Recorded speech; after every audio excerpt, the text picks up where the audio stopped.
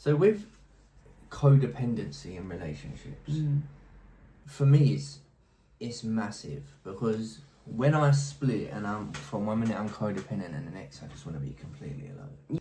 The minute I am completely alone, I break down because I need that person. Yeah. Yeah. I need my missus. I want her to go away, but it's like I don't want her to go too. I want to be able to see her, but do you get what I mean? For a partner, that's got to be so hard. And like you said, we still got emotions and empathy and stuff, so we're aware of that. How do you kind of deal with that? I've recently, separated with my husband. That relationship is over, but I do have a good example. When we first got together and things were healthy, because ultimately it was the drinking and stuff that destroyed our marriage. It wasn't the BPD itself. Yeah. So what we would do in the beginning, like I met him when I was quite fresh out of a psych ward. So like you said about early communication, that was very much there. He was like, why are you in here? What's wrong? And I told him everything and he knew. So when I would split or have an episode, he knew what that was. And without trying to make it a different personality, because it's not, people get it muddled up. It's not multiple personalities. It's just an extreme version of your personality. Yeah. So we would give it a name. He gave it a nickname, the other me. So that, like, honestly, like, hear me out. So when I would go mad and be like, fuck off, get out, go away, I hate you, I don't want to see you again, he would think in his head, oh, that's Brittany. The reason we chose that name is because of Britney Spears. Everyone knows her 2007 breakdown. It was just so that he could relate how this nice little blonde lady could transform from that into this raging, So he would, it was not removing the accountability for me. It was just allowing him to know that's not my Lulu, as he used to say, and just to handle that version of me differently. But he would leave, but he would make a point of saying, I'm not leaving you. I'm going because you've asked me to, not because I want to. And then he'd go outside and maybe go for a short drive or something. And then what would happen is I would not be able to, so that I would feel the split wear off. I'd feel it wear off and I'd want him back. But my mouth wouldn't allow me to say that for quite some time. So I would ring him and hang up. And that would just be my way of communicating without being able to communicate it properly, verbally.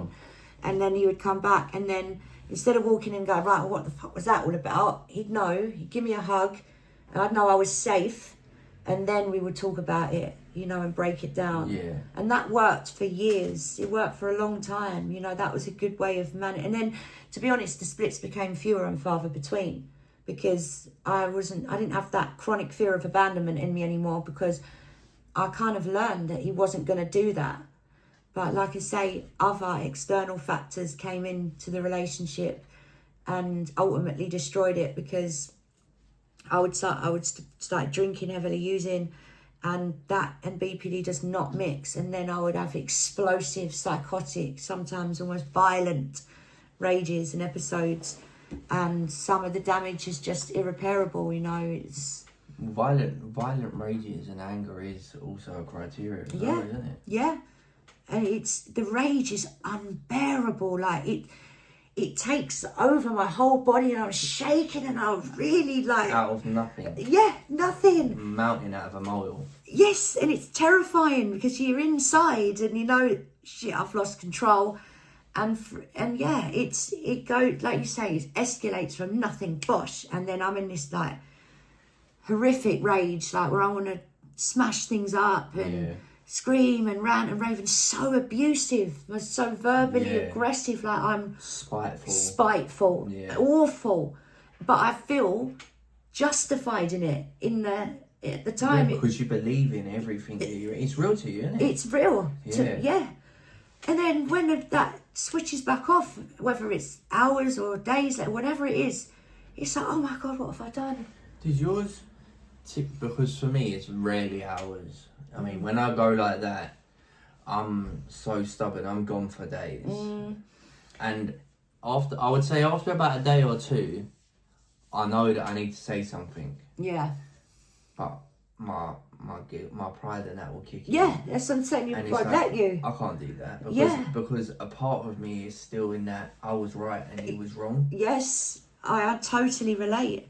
It's like it's like being locked in and locked in syndrome. You start to realise these things, but you start being in an invisible straitjacket and you can't communicate it, so it carries on. And then you're filled with shame and embarrassment, so you avoid that conversation. Yeah, or avoid the person completely. Yeah, just blank them.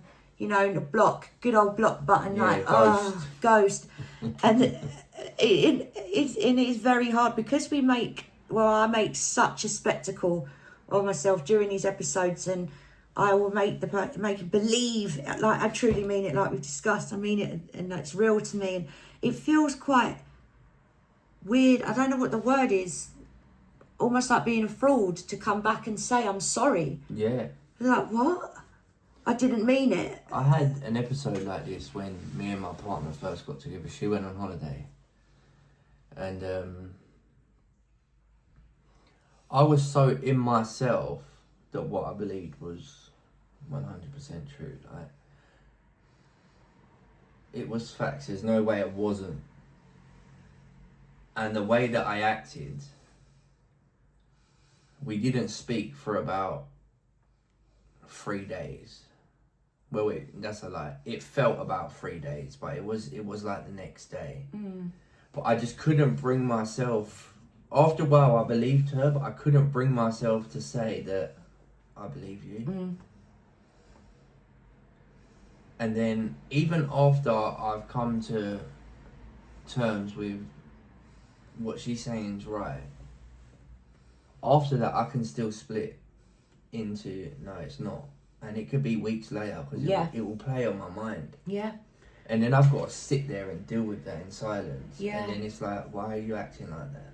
Yeah. But I can't say what's going on in my head. No, because you're going to start it up again. Yeah. They think it's dealt with, but it's never truly over. So I've always found as well, I wonder if you feel the same, Reece, that when you get triggered back into that episode, it's like it's exactly where it left off. Yeah, it doesn't start again, it continues. Because it's the same scenario, isn't it? Yeah. It's like, but it's not, because obviously it dies down after a while. But when I snap back into it, it's like at the beginning of the scenario. Yeah, so that's it. I'm automatically 100% angry instead of like just a little bit. Oh God, it's like World War 3. It is. And in my head, it's World 4, 5, 6, and 7. Yeah. And I find a massive thing that happens with me is betrayal. If I feel betrayed, I then seem to actively seek revenge. You know, I don't know if that's like that for everyone, but I want to get you back and make you realise how much you've hurt me, and I feel right when I'm doing it. I think, for me, I would agree. With stuff like betrayal alone is just, I find it difficult to talk about because I've been betrayed by the people I love the most, and that betrayal turned into trauma. Yeah. On top of my other illnesses that I have, I've never really been able to let it go. So whenever I think about that person, I'm automatically back in it. And I've done a video about it the other day. This person's passed away now, so that I will never get closure on that. Once that person betrayed me, it's kind of set in stone that everyone around me is going to betray me. Yeah, because the person's like supposed to be like a role model. Protector. Yeah. How you build your vision of the world and people in it around, to be betrayed in that way. Yeah, it kind of, it's developmental trauma, that, isn't it? It becomes part of who you are. And as much as I love that person, revenge was number one on my hit list. I wanted revenge massively. Yeah. And it took for me to lose that person to realise that revenge wasn't the answer, because I wasted so much time in that state of mind of revenge because it was so real for me. Even now, I can't let go of revenge that I want to do to people that have hurt me years ago. Or something jogs your memory and triggers that memory right back there, and it's still fresh. It's like, again, it's just like a form of splitting in itself, like compartmentalizing things. Just, we never really deal with them. We just put them there, get on with this. Yeah. You know, that's in its box. Does it get dark for you? Yeah. Because sometimes the revenge thoughts that I get, the revenge, like, yeah. I'll beat myself up over it afterwards because it's like, yeah, that's not normal. Same. A normal person wouldn't think like that, but I'm not normal in a way. Yeah. Do you get what I mean?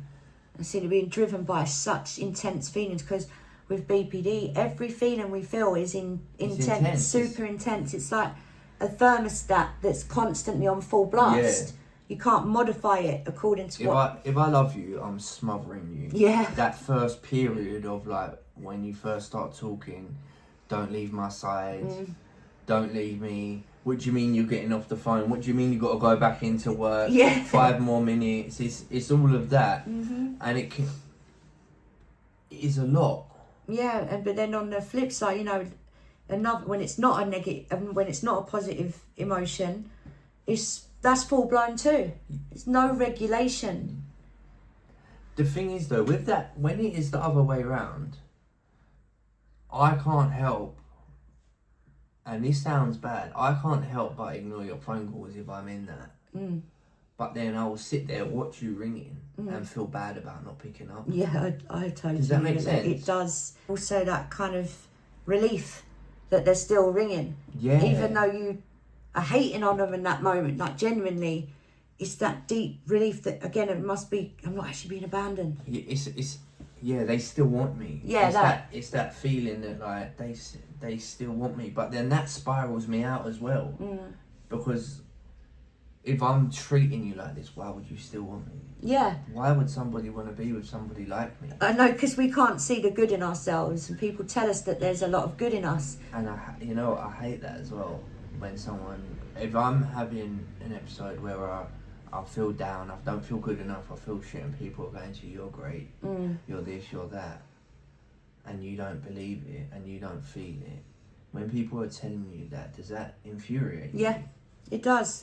It gives you cognitive dissonance, and it feels like lies as well. Yeah, it feels 100%. like just bullshit. And I push that person away. Yeah, it's like, well, and it could be genuine. They're telling their truth, but it doesn't match up with ours. Yeah. And so it's intolerable to us. And no, we are hard work, aren't we?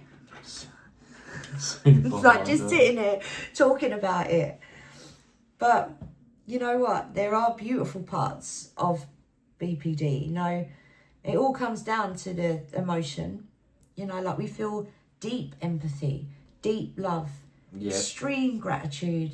It's like joy that can't be contained when you do get the chance to have those feelings. I think for me, like, if I'm honest, when I'm having splits and episodes and that black and white,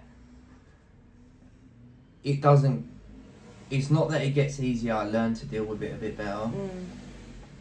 Yeah, do you find that splitting can be like, it is like a protective measure at times? 100%. Most of the time it is a protective measure. Yeah, and except when it's being destructive, like we talked about earlier, when it's just, you're plodding along in a relationship, things are going well, then bang, the split kicks in, and that's not, I mean, its intention is to protect us from potential abandonment, but it affects our real life in a negative way. But sometimes splitting can be really good, like if you like a painful breakup, something like that, it will hurt so much that you're just shut down, you just won't feel anything anymore. Or like falling out with like a really long-term friend, that can happen to me, and I'll just walk past them in the street like I never knew them. You don't miss them anymore. Yeah. Like that kind of splitting is protective. I get that, I have that, but after a little while, I get that guilt feeling. I hate that I get that guilt feeling afterwards, because it is so intense. Yeah. It's like, I don't know, it's like, you know when you get a hole in your chest, it's like that deep hollow ache. Yeah, I do know what you mean. And then it kicks back in again and doesn't hurt anymore. Yeah. That's what I'm saying. It's like a plaster on a wound. It will never heal. But it's just... so confusing. It is. It's so hard. It's so important to talk about these things and express how you're feeling, because other people out there will be feeling the same and they don't know how to put it into words, and you talking how you feel will help that person. It's like music. You know, you ever felt something but couldn't find the words, and then you hear a song and you're like, that is exactly it. Yeah, absolutely. And you go, this is my song. Yeah. And you'll send it to someone and say, listen to the lyrics because it explains how I feel. That's a really good example, really good analogy. This is literally why I'm enjoying doing the videos at the minute. Yeah.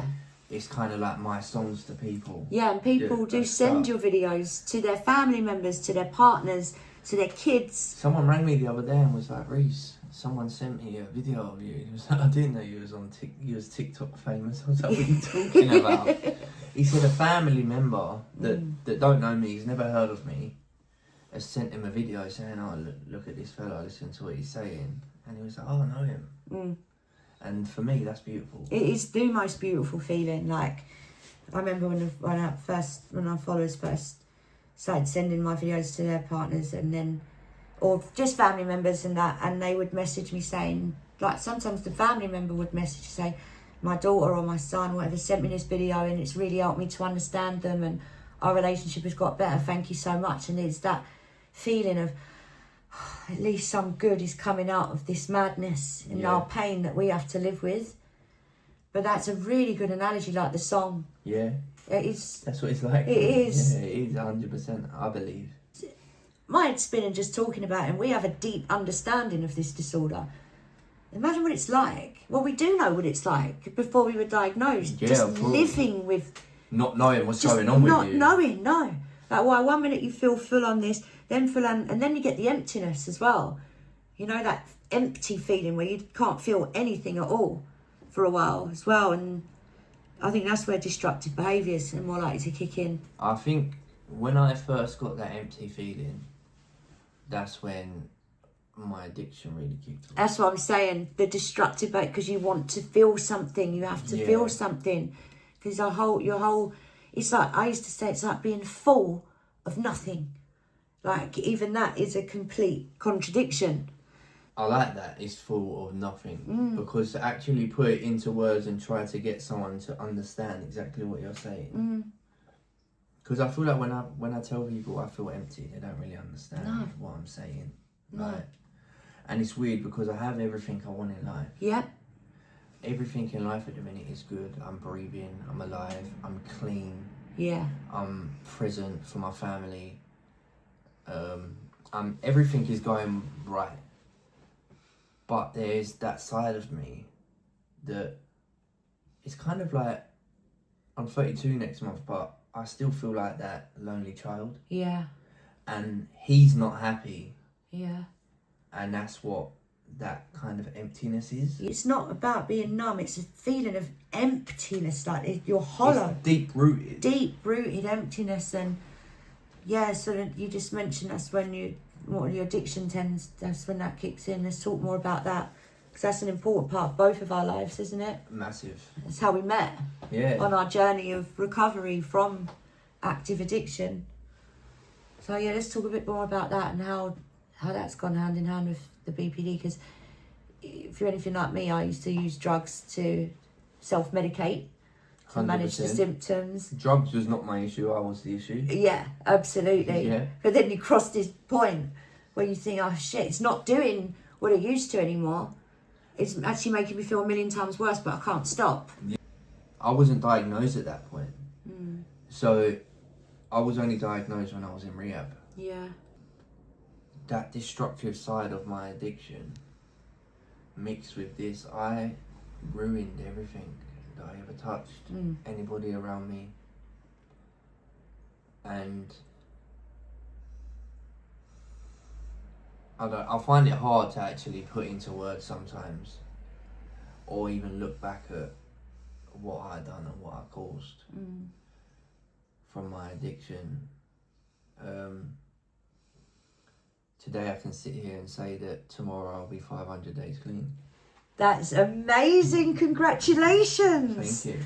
Fucking hell, I've got to clap you. That is 500 days. Yeah, it's massive, isn't it? That's incredible. I'm so proud of you. It's took me Wow. 5 years to get here. Yeah. In that 5 years, I've relapsed multiple times. I'm not a serial relapse, I'm a serial trier because I keep coming back. And I think without all of that stuff, like we said earlier, I still don't know myself, but I'm slowly starting to understand myself. Yeah. And living with BPD, PTSD, all of this stuff, navigating it is slowly getting... Substance abuse is also a criteria. Yeah, it is. Many people with BPD do abuse substances because of that, you know, manipulating dopamine levels, trying to have that happiness, chemical happiness. That escape. And that's when like chronic depression, suicidal thoughts, come downs, all of that kicks in, but you still keep going back to it. The stuff that I used was my medicine. Trying to fix something. But yeah, it's good to be free of that because it really doesn't help. You know, we've got enough to deal with BPD because you don't get BPD from using. Don't want anyone to think that at all. But if you do have BPD and you start using stuff to try and self-medicate it ends usually catastrophically. It usually ends that way. Yeah. If that's how you're doing it. Yeah. So for us, you know, we're very lucky and blessed. I know we've worked really hard for it. Doesn't fall in your lap. Recovery, but we are so blessed that we have come through, you know, that it hasn't ended with us. You know, some people don't make it out, they take it too far, or you know, they lose their lives in these behaviours. The slightest thing would send me on a spiral and I'll go mental and catastrophize everything. Stuff that ain't even gonna happen. Yeah, that's the worst. Yeah. I still do that now. Like, you see someone look at you in the shop weird and suddenly you start like just questioning everything. Like, I don't say it like it's in playing this mad tape forward that's just not even ever going to happen. They're not even looking at you. I look behind and their partner's at the door with the kids or something That's like that. it. But in my head, it's that paranoia. They're onto me. I've done something. I've done something. I must have done something. I must have been like, because we're so used to it to I don't know. Yeah, or a slight change to a plan can trigger the hell out of a ball. I'm not going and I'm going by myself. Yeah. I'm going this way. Oh, fuck all of you there. I'm Yeah. not going. You know, just that fuck it attitude. That is very. He returned to that a lot, and it's instant. It's not a conscious decision we Yeah, make. there's no thought about it. No, It's happening. It just happened. It's happening. Like, you know, say it's a big event, birthday, a wedding, something like that, and you get triggered. You know, you could make it in that impulsive, highly reactive place mentality. It's changed the course of your whole life. You know. Yeah. You know, we talked the other day about suicide stats for BPD. It's unbelievable. Like, 1 in 10 people diagnosed with it will attempt and complete it. You know, when you think that only quite a small percentage of the actual population is diagnosed with it, like 10% of that small population is a huge amount. Of course. Like, and it's usually because they just feel lost in this world and nobody understands them. They don't know what's going on. And that's why we're doing what we're doing, isn't it? Feeling lost and lonely. And it took me to suicide twice. Yeah. That was the first reason why I got put in the priority. Because I attempted my life and it was feeling lost and lonely. Hopeless. Yeah. And that's why we talk about it and do this now, isn't it? Because there is hope. 100% there's light at the end. Yeah, I mean... You don't have to live like that. And reaching out to someone will save your life, potentially. You're not alone, and that's the strong message that we want to get across, isn't it? We understand. Anything like that you want to share directly with the people watching this? Like a summarising thought or a message you want to get across to them and end this video on? I think if you get anything from this, please talk to someone. For me, I've said it before, communication is the #1 medicine. And it could save yours and someone else's life. You're not alone. So please do not suffer in silence. Reach out to someone. You might be helping them as well as yourself. And I think, for me, that is the main thing, if I'm honest with you. Yeah. Of course, just knowing that there's someone to turn to and just be in your corner. Yeah. It's horrible feeling alone. It is. It's so overwhelming. The world can seem very big and dark and scary when you feel all by yourself. But it doesn't have to be that way. You know, there's lots of us. And our community is starting to come out. You know, because BPD, we're notoriously, we isolate. Yeah. You know, we try to keep ourselves away usually. But we're starting to emerge on... And social media is a safe space to do that, because you can connect with someone from the comfort of your own home. You know, if you struggle with going out, going to therapists, things like that, it's good to have that, just to be able to watch a video and go, oh my God. Someone messaged me the other day and said that I thought I was the only man in the world who felt like this. Wow. What a beautiful feeling that was, like, to actually talk to someone, and at that moment he felt not alone anymore. Yeah. It gives all our pain a purpose as well, doesn't it? 100%. Yeah. Well, thank you so much, Reece, for coming on and being the first Thank you for guest having me on here. It's been a privilege. Congratulations again on 500 days of recovery. Cheers, so thank you. proud of you. We'll see you next time. Until then. If there's anything you want us to talk about in particular next time, and topics, subjects, things, just pop them in the comments and we'll work with that. But yeah, we hope that you've got something from this today. Remember, you're not alone. We're here for you. And yeah, never give up. Never.